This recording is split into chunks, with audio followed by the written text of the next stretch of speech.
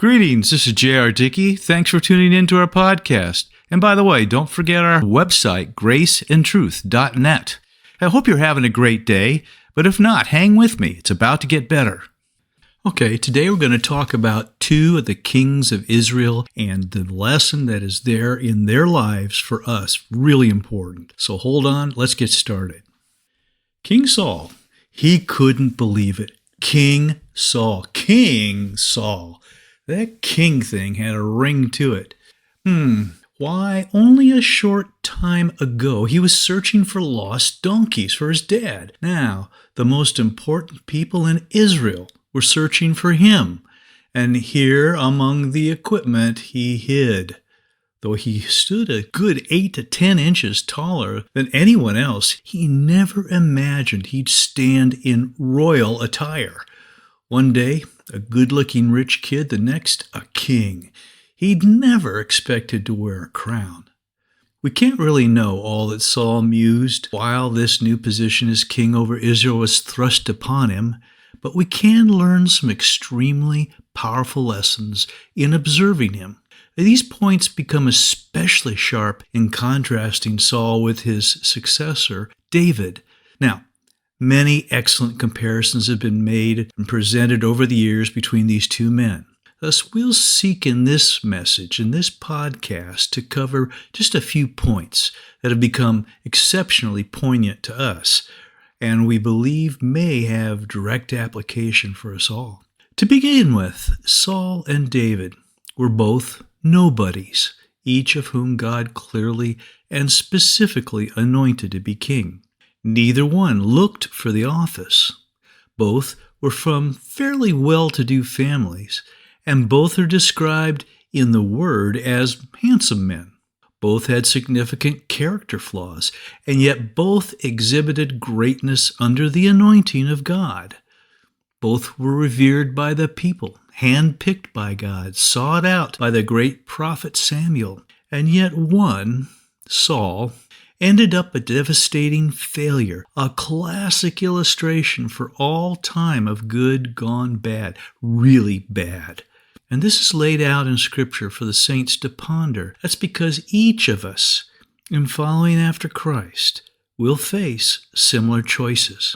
Now, referring to 1 Samuel 15, Saul reigned a fairly long time, 42 years, but the kingdom was taken away from him considerably earlier when, on one of his first assignments from the Lord, he failed to do all that the Lord commanded. He was instructed to wipe out the Amalekites, everyone, including the livestock. He, however, gave in to the people's desire to keep the best of the livestock, claiming later that he saved them for sacrifices. He also failed to do in Agag, the king of the Amalekites. The Scripture says, "Thus Samuel the prophet lambasted him, saying, Has the Lord as great delight in burnt offerings and sacrifices as in obeying the voice of the Lord? Behold, to obey is better than sacrifice, and to heed better than the fat of rams. For rebellion is as the sin of witchcraft, and stubbornness is as iniquity and idolatry. Because you have rejected the word of the Lord, he has also rejected you from being king." Now Saul had no problem with executing severe judgment upon the enemies of Israel. In addition, Saul would later spend years trying to kill David. He even killed dozens of Hebrew priests, threw a javelin at his own son in a fit of rage. Saul wasn't a milquetoast king, so to speak. He was never squeamish on capital punishment. So why did he fail? And specifically, what happened such that God had to rend the kingdom from him? Well, true, he rejected the word of the Lord. Samuel said so. True, he feared the opinions of the people. He said so himself. That's 1 Samuel 15:24. Yet these outward issues were the result of something going on in Saul that is perhaps not so obvious. It would be easy to focus upon the fact that he was not completely obedient to God's instructions, and from that platform to build a doctrine supporting a very legalistic adherence to some sort of do's and don'ts. And this would play well with a religionist, but That hypothesis would crumble as we consider David. You see, King David was plagued with sinful acts every bit as bad as this failure of Saul's. Yet God never took the kingdom away from him. In fact, although he dealt with David's sin, he ultimately promised him eternal life, a heavenly home. What was it that God saw? Even Samuel needed a reminder, for as he was sent to find and anoint the new king, that is David, to replace Saul, he first saw Jesse's older son Eliab and was quite impressed. But the Bible says, "But the Lord said to Samuel, do not look at his appearance or at his physical stature, because I've refused him. For the Lord does not see as man sees. For man looks at the outward appearance, but the Lord looks at the heart." What God saw in Saul is not so much the outward disobedience, but a heart problem. I'll suggest that we have a hint of it in 1 Samuel 16, 1 and 2, which says, "Now the Lord said to Samuel, how long will you mourn for Saul, seeing I've rejected him from reigning over Israel? Fill your horn with oil and go. I'm sending you to Jesse, the Bethlehemite, for I have provided myself a king among his sons." And Samuel said, "How can I go? If Saul hears it, he'll kill me." Yes, Sam saw it too. Saul would kill him if he heard of this new anointing.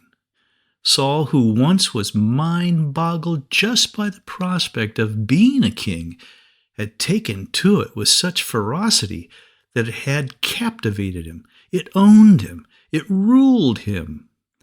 God was a sideline for him. In his mind, the people had made him king.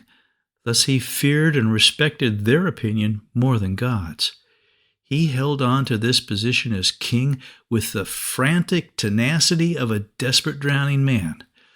Later, he knew of God's call upon David to be king, but fought against it tooth and nail. Nothing was as important to Saul as holding on to that earthly throne. And herein is a difference between the two men. David knew he was going to be king many years in advance, yet he never strove after it. He never attempted to overthrow Saul, but rather gave him allegiance and considered him as God's anointed all his days. Kingship was thrust upon David, but it never stuck to him as with Saul.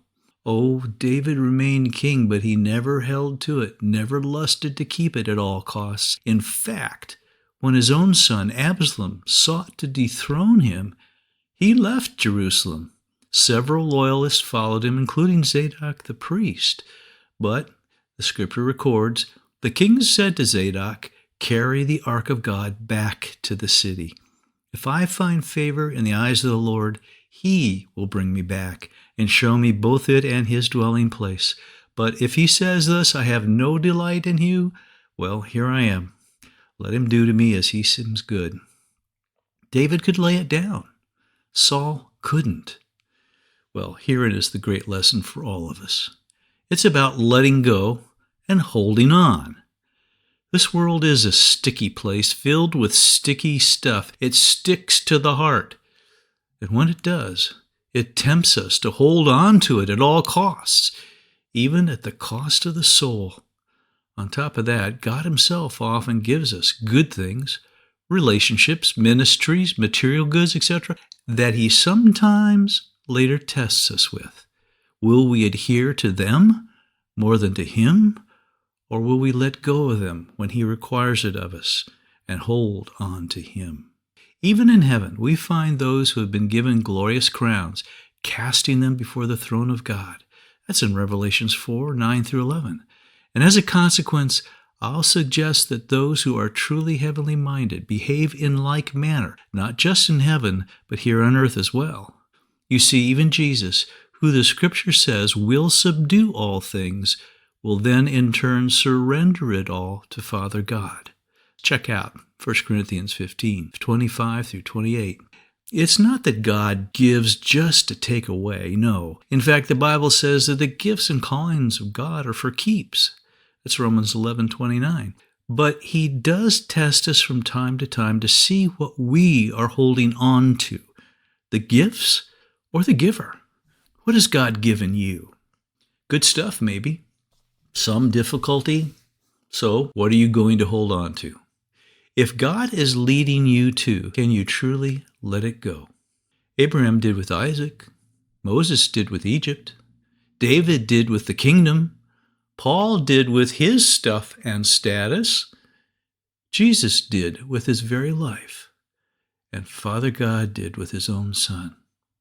Now the great thing is that those good things which God has given, when you can truly let go of them in obedience to his will, in placing God at the center of your heart's deepest desire, you will one day see God return to you much more.